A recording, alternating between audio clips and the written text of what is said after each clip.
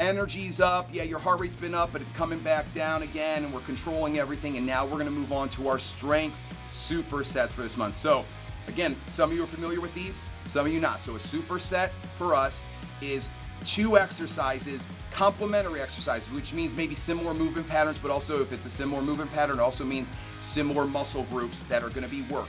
This is where we build some muscular endurance. So for example, in the first one, we have our cyclist squats, and we're gonna match that up with our band anti-rotational slider lunges. So on the cyclist squat, you can see here, we're going for 5 reps.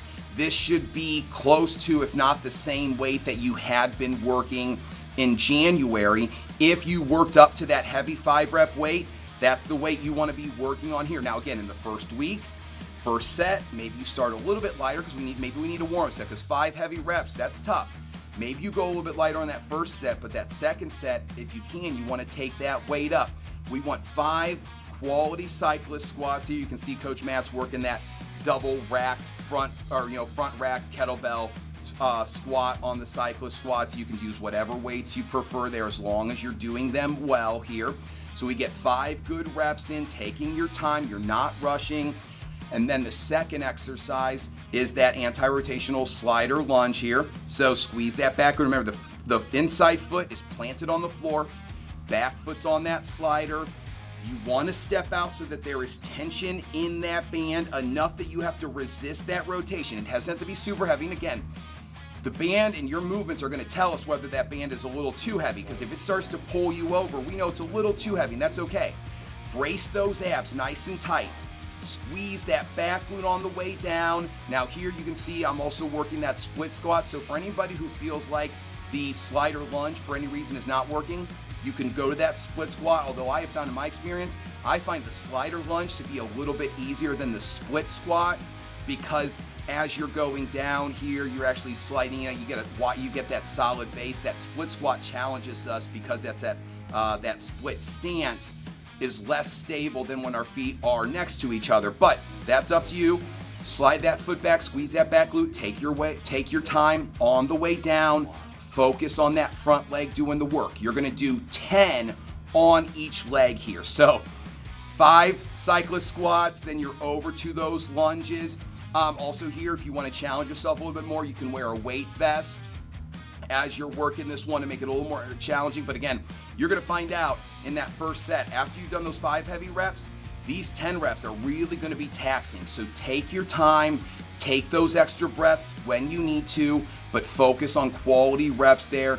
After you're done with that superset, you should have that feeling of, I want a couple minutes, 1 to 2 minutes to breathe and get my mind straight for the next superset, which for this workout is going to be chin-ups and then our sled rope pull. So as all of you, if you were here in January, are familiar with both of these because we worked them both, but we're going to challenge ourselves for 5 heavy chin-ups.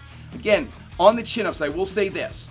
There are a few exercises that I would prefer you go a little bit lighter to nail your form and that range of motion, as opposed to making it heavy and hard if you're not getting that full range of motion. So err on the side of being a little bit lighter, because you're going to get more out of owning the top of that chin up, whether you go pronated grip or chin up grip.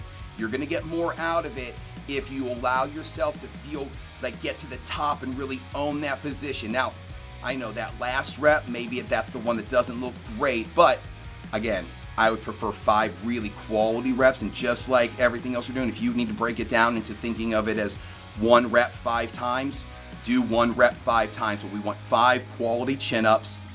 Then we're headed right over to the sled and we're gonna rope pull down. Now, last month, we were going a little bit heavier.